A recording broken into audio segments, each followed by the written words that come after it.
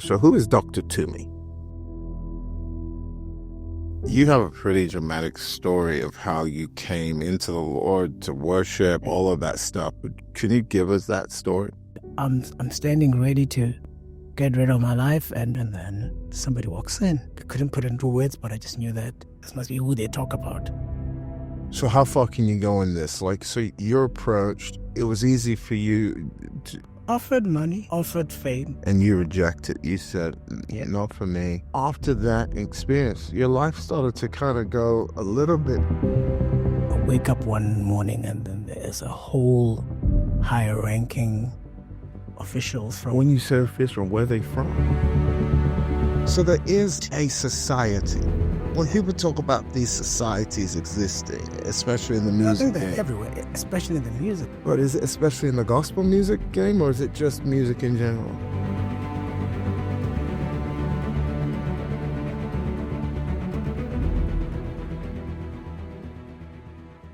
So Dr. Tomi, nice to finally get to sit down with you. It's been a long time coming. And our audience loves it when we go straight for it. No beating around the bush. So there is a society. When people talk about these societies existing, especially in the I music think they're game, everywhere, especially in the music. but is it especially in the gospel music game, or is it just music in general? I think they approach anybody that they think has influence. But why? What's their end game? Endorsement. Let us into your space, into the people that you have influence over. So we can influence them through you. Let's grow our movement. You are a means to an end. It's not about you. It's about the people that But you have influence over, and people who are looking up to you. And it just becomes easier to have access to them if they have you. You're a doorway. You're just a doorway to what they really want.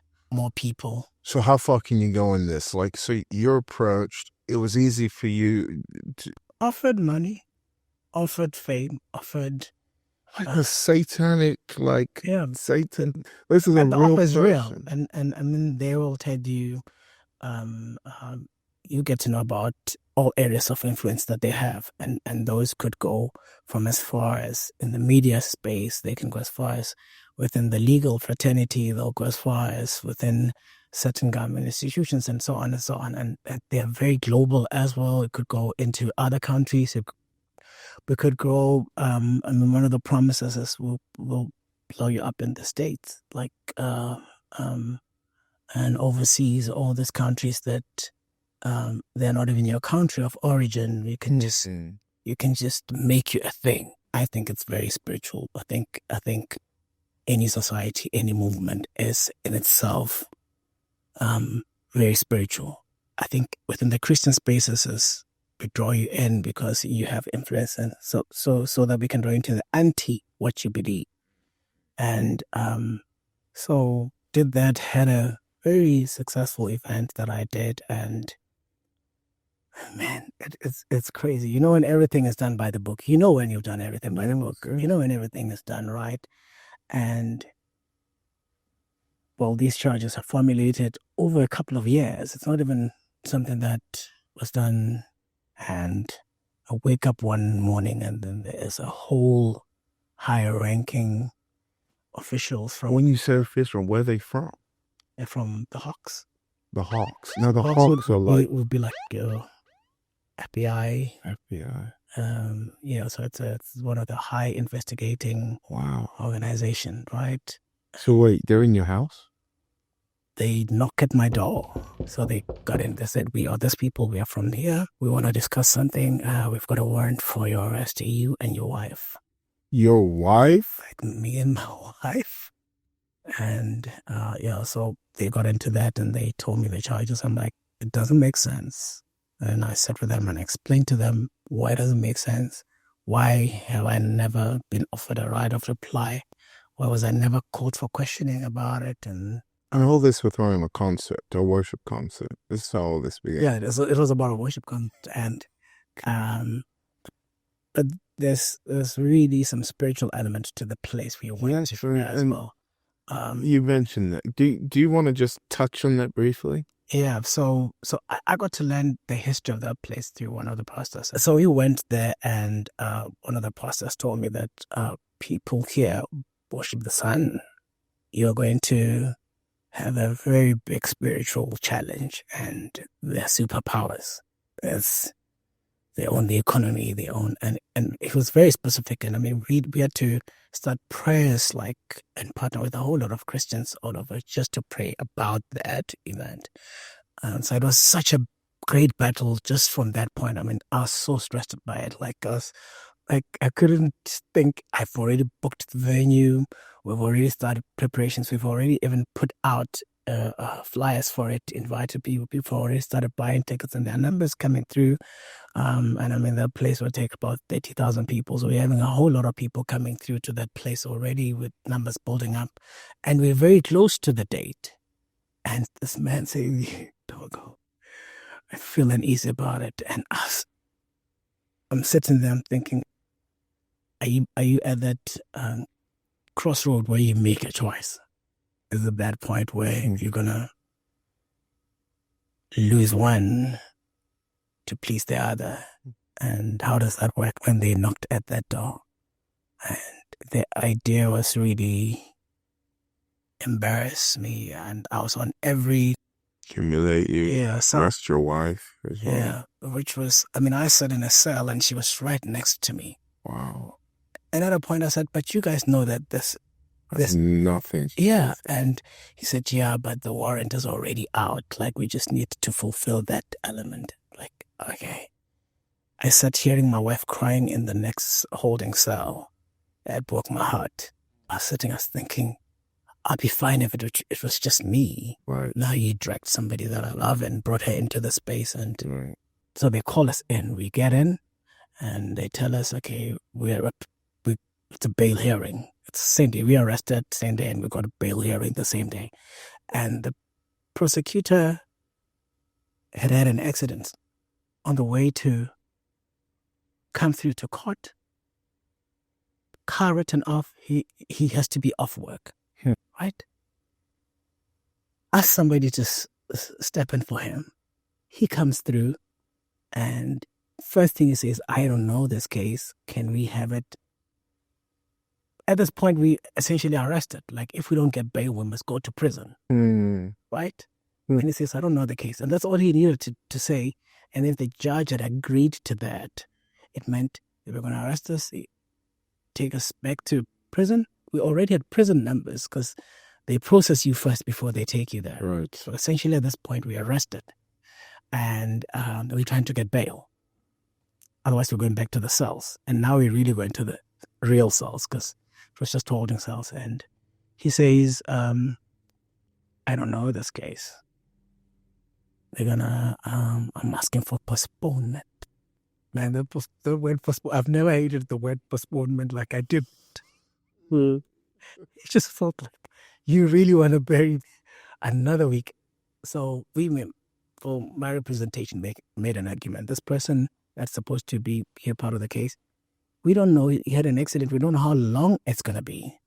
Right. And they asked for an adjournment or lunch break or sorts. And the counsels will then speak to each other and try and find each other. It was an old white judge that was sitting hearing the bail. So they took us back to the holding cell. Now I really flipped it because now I'm thinking there's actually possibility that I could actually go and stay in prison for a bit.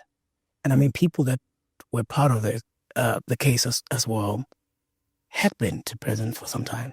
My brother comes. He was with us the whole time. He comes and he says, we've got a new lawyer, different one to come and do a bail hearing. And he comes and fine, we get him we talk to him. He takes all he needs to take. And he says, oh, something funny happened. The prosecutor had to leave. Okay. The one that was saying, I don't know, he was insisting that let's postpone. His son fell off a tree and broke his hand. Oh my Lord. He had to leave and go and attend to his son. Wow. This is the third prosecutor one. First one and then the second one, third one. And first one had a car crash. Second one, the son fell from a tree and broke his hand and they called him here to rush. And now he got a third one. Got a third one. So he's briefed whatever, then he gets and he says, I don't know the case. And the magistrate looked at him and said, man, like, you know, when you almost hear God's voice, he pointed at me and said, you see, this man, he is not going to spend a night in prison on my watch. Wow. I don't care what you guys say. I am granting him bail. Before we even did the bail presentation. And then he told my counsel, just read. And he read, how much can you afford? And they said an amount. And he said they wanted to argue, no, but the other ones paid more. He says, they said that's what they can afford. That's what they're going to pay. Come on. And we got bail. And there was no media. There was nobody that covered it that day. But then somebody leaked the story to the media. I drive home. It's about 45 minutes from there. I get home. I'm lying down. I'm so tired. It's been a long day. My phone starts going off. I'm getting call after call, text messages. What's happening? Because I told nobody. The only person that knew was really my brother and us at house. And check the news. Like, I'm on national news. I am, you know, like, it was like, I didn't believe it. Like, I thought I've been on TV so many times. It's the first time, like, me appearing on TV scares me. Yeah. Like that Oscar Pistorius kind of level. Like, texts I got there. I mean, on social media and people that just went at it. Yeah, you did this. And, you know, it was very traumatic. Story. Yeah, I guess at that point I realized, like, my eyes opened to the fact that there are people who would just run with anything. Right. And I got a call from one of the pastors I don't mind mentioning his name. His name is Jerome Liberty. I don't know if you've heard of him. He's one of the pastors in South Africa. Very profound man. He calls me and says to me, don't defend yourself. Everything everybody throws at you, just go quiet. Just be quiet. That's the advice I got. Don't defend yourself. The truth will speak for itself. And I got another call. Somebody said, just stay off social media because it's a wildfire there. And I switched off all social media platforms. I told everybody, don't tell me, don't send me messages. I got rid of one of my drivers because he kept on sending me screenshots of, like, I can't have it. And fast forward, we went through the case and did representations. And if I read the report to you, you'd be so shocked. I mean, it went high up to, the head of the prosecutors, right? And he went through the case, and in his final report back to the court, where the case should be thrown away, every question is, why did you even put these people in this case? Nothing ties them up to it. How did you arrive to the conclusion where you felt like you should charge them? You can't tell that to the world. I was just happy for it to be over and to be vindicated and to be cleared. And they issued a quick one-liner, cleared from all. And we tried to do as much PR as we could. But people still believe whatever they want to believe. But I went out, people that would have never cared to know me knew me. It was the craziest thing. It was such free publicity that I ever imagined. It's interesting to then watch how God, even since that period, how there definitely was a shift. It gives you authority. And I think once you get accusations brought up against you, without them realizing, they're just elevating you. Absolutely. You know, and just having observed, like, how your life has turned, and the authority is giving you not just in the continent, but all over the world. It's just God really laughing off what they thought they would use for evil. But in the moment, it doesn't feel like it. It feels like I had to see it right after for what it was. That, it was elevation. That's all it was. It was preparation. It was like... doesn't feel like that at the time. Oh, it doesn't. Like, you feel like, why do this to me? And the crazy thing is, ultimately, the people who were in the wrong were charged. Wow. And got 8 years. 8 years. You know, the day I found out about I was just thinking, imagine that it had went wrong and I was involved. Oh, they won the case, whatever, even if it's just such a long time to lose with your family. Absolutely. And just the grace. But the happenings were so miraculous. Everything that happened to make sure that I don't even spend the night there was just God. I knew it was God. And the day that the charges were dropped, one of the investigating officers yeah, I knew. And I looked at him and I thought, thank God I'm saved. So who is Dr. Tumi? I find that to be one of the hardest questions to answer. I think your life must speak for you. That's the testimony that's out there. But I guess the basics of it is I'm a father, a husband. I'm a worship minister, a medical doctor. But what's more important in all of that is I'm a child of God. Those two are polar opposites: medical doctor, worship leader.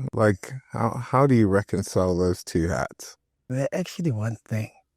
They're one thing? Yeah. How so? So in my medical training, one of the things that I had to learn is to serve people. And it was about healing. And worship has been about healing for me. Wow. And one of the things that God said very early to me is, I'll turn you from a medical professional where you heal people in the physical to somebody that goes a bit deeper than just the physical. And so it's about healing. It's about bringing people to a place of completeness and wellness and wholeness. So very much the same. Wow. The other one, a preparation to the other. Preparation for the other one. Now, I'd love to talk about your music because that's what you're most known for. You're an amazing praise, worship, singer, and just ushering people into the presence of God is really the hallmark of who you are. You've built stadiums, hundreds of thousands of people, and just seen the presence of God. Do you ever get used to that, by the way? One of the things I really fear is familiarity, like getting into that space where you just used to it, going through the motions. And I don't get nervous in fear of people. I get nervous to do it right for the kingdom. I think my drive is this what I need to be doing at this very moment? Is this the song I need to be singing and worshiping to at this very moment? So that's wonderful. So it's like the fear of God is a bigger driver than the fear of people. Yeah. You have a pretty dramatic story of how you came into the Lord to worship, all of that stuff. Can you give us that story? So both my parents were pastors, and my dad passed on a couple of years ago during COVID. Okay. But I grew up in church. Church was like life to us. Like my dad would not let you miss church for anything. You have to be on your deathbed to miss church. So when I left home and I went to study, honestly, my very first year, one of the decisions I had taken is I'm going to live it off because it's the first time I would have left home. For me, the first thing that God really just did was set me up really bad in that I met Christians that were from home who kind of messed up the game for me day one. And they invited me to become part of the student Christian fellowship there. They just messed up my game because I was going to go there and live it off. I knew about Jesus. I knew about being born again, but I had never taken that decision. It's just a moral code you live by for me. Well, and one day went through a very depressed phase, and that had nothing to do with anything I could point to, except an emptiness that I just suddenly started feeling. I was in my second year, and I couldn't shake it off. I was just empty. There was just this void that I didn't know how to fill. Doing well, everything going well, and but still empty. So decided I'm going to take my life because I'm tired. I don't want to go through it. It doesn't make sense. It's just a waste of my time. But I had a choice. I wouldn't be here. So I got to that stage. And like I said, there was nothing wrong. I didn't have any background of any abuse or anything I could point to and said that led me into that space. I was actually raised in a very good family with proper support systems and provided for. So it was none of that. But there was just an emptiness. And I think first time I really came face to face with the truth that people are just void. Without God, people are void. And I experienced that for myself. And the night that I was going to commit suicide, I had a game plan. I knew what I was going to do. And I sat in the room. I had a roommate who used to like studying very late. So he'd come back very late. And sometimes he'd find me sleeping. So I didn't mind studying in the room. So he left and I just waited for him to leave. And didn't even pray. I didn't even think about the fact that that would be my night of visitation. And I think people think stuff like that as stories for the book, and they happen in history, but not now. And I'm standing ready to get rid of my life, and I thought I'd figured out a very decent method that will make me just fall asleep, and by the time he comes back, he'll just think I'm sleeping. By the time it's morning, it's done, and it'll be too late. And my room is locked. I'm standing and I'm just about to, and then somebody walks in, just through the door, closed as it was. Just suddenly somebody who stands in front of me. Like you can physically see? Now, what are you looking at? Who are you looking at? It's hard to explain the image, right? Try. It's a presence that you see. Okay. That's the easiest way I can explain it. It's a presence that you physically see. Okay. And I'm not talking presence mist. I'm talking presence person. Right. You see, but it's almost, I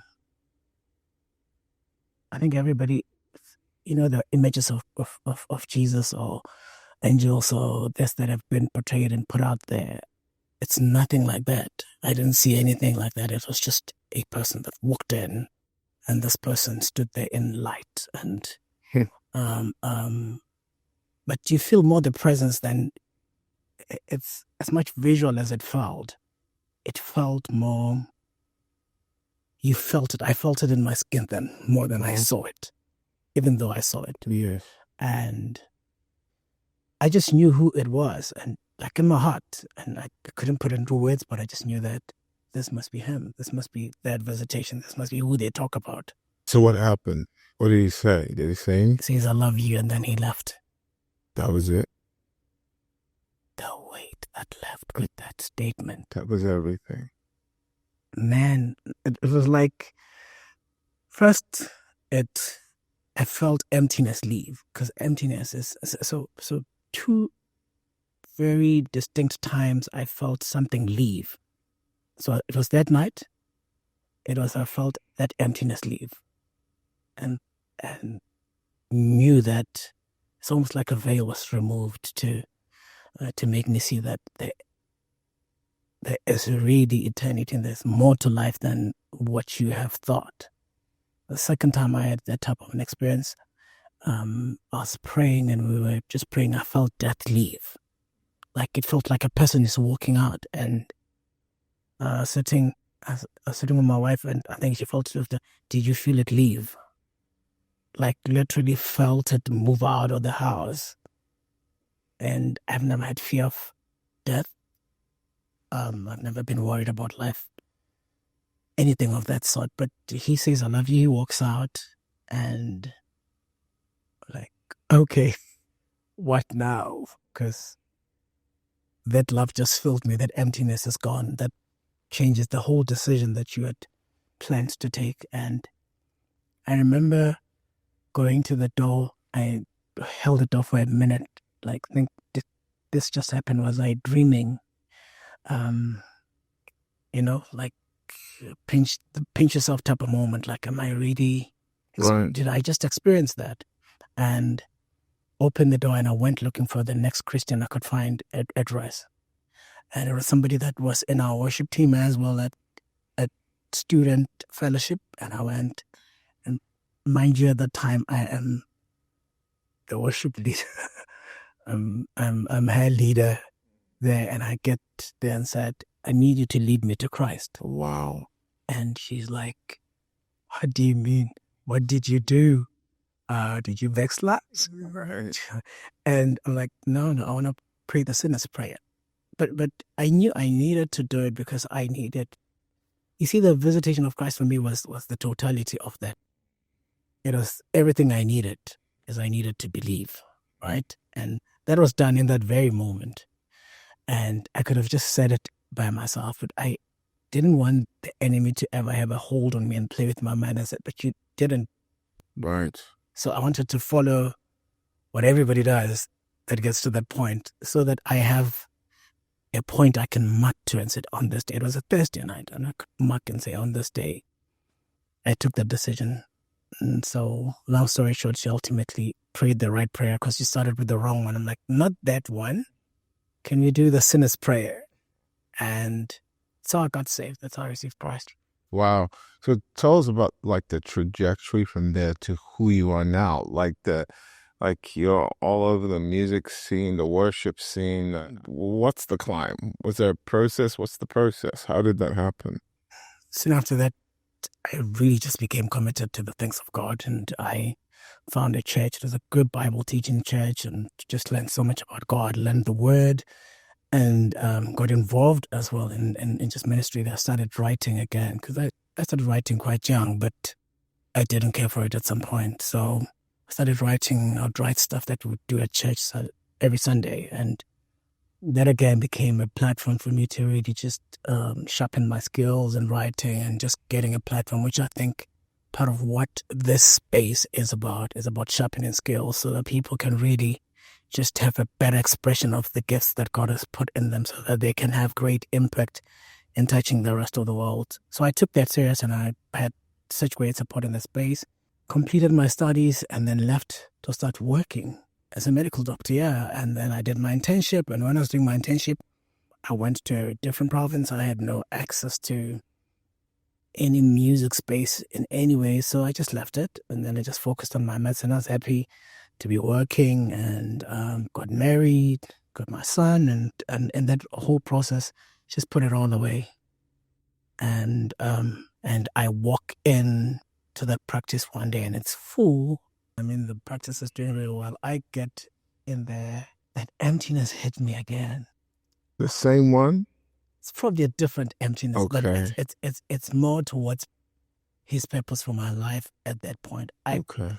I knew that I'd served my time there. So you were successful, you had full practice, you're making income, you're married with kids, idyllic life, and then all of a sudden that feeling hit you like, I gotta get out of this. And I remember getting into the consultation room, sitting on the chair and thinking, I cannot do this for the rest of my life. I just knew that this is just not going to work. Now I had to figure out, okay, now that I'm feeling empty in this space, what is it that's going to fill me up? And got home, just got an edge to start writing again. Writing songs? Yeah, and every single song that I wrote, I mean, I wrote my first album during that season. Within 2 weeks, I'd finished writing the album and planned my first recording. And I decided I'm going to do a live recording. I don't know anybody. Nobody knows me. Nobody would care for me if I called them to come, but I'm going to do it anyway. Found a venue that could take about 500 people. And 500 people is a lot of people if you know people. It's filling up that type of a venue when you are not known is a big deal. It's a big deal. And it was my first ask. You fill it up, I'm happy, I'm going to run. And God told me one thing that I live with to this day about venues. And He said, it is just another vessel. It is just another vessel. Bring it to me. As many as you bring to me, I'll fill them up.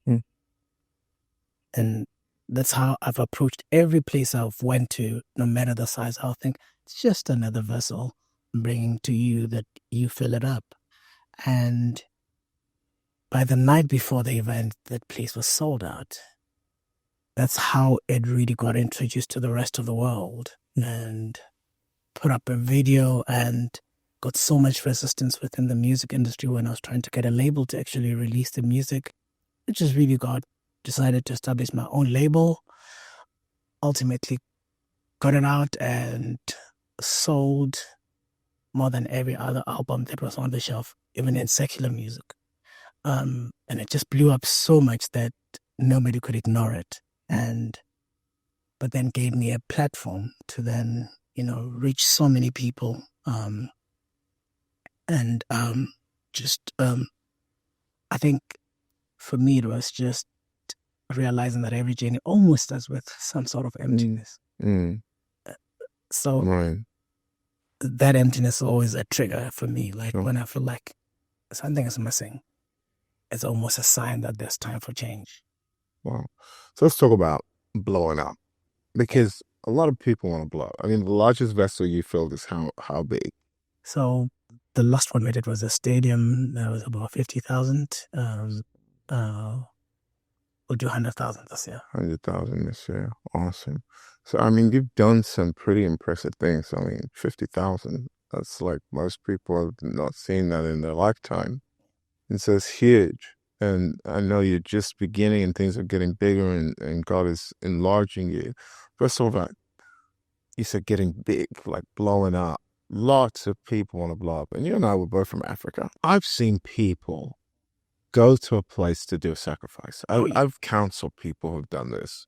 They go pour some libation somewhere, and then they come back, and all of a sudden they blow up on social media.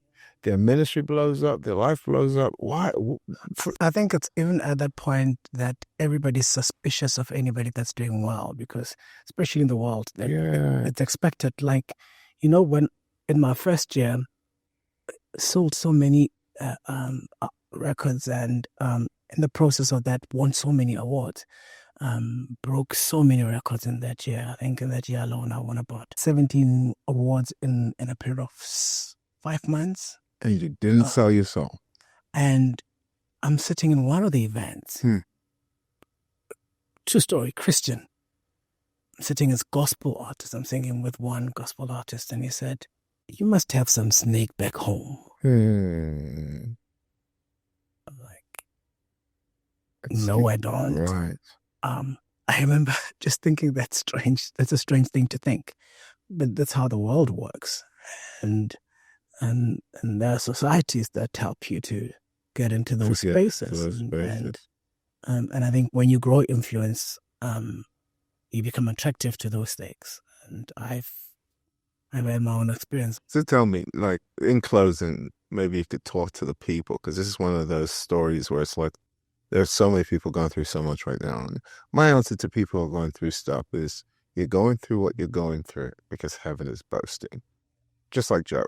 Like, why did Job go through all that hell? Because one day God boasted about Job and said, "Have you considered this? He's amazing. He didn't do this." So I always tell people, going through what you're going through because God is boasting. To which most people say, "Can he boast a little less, please? Because it's just a lot."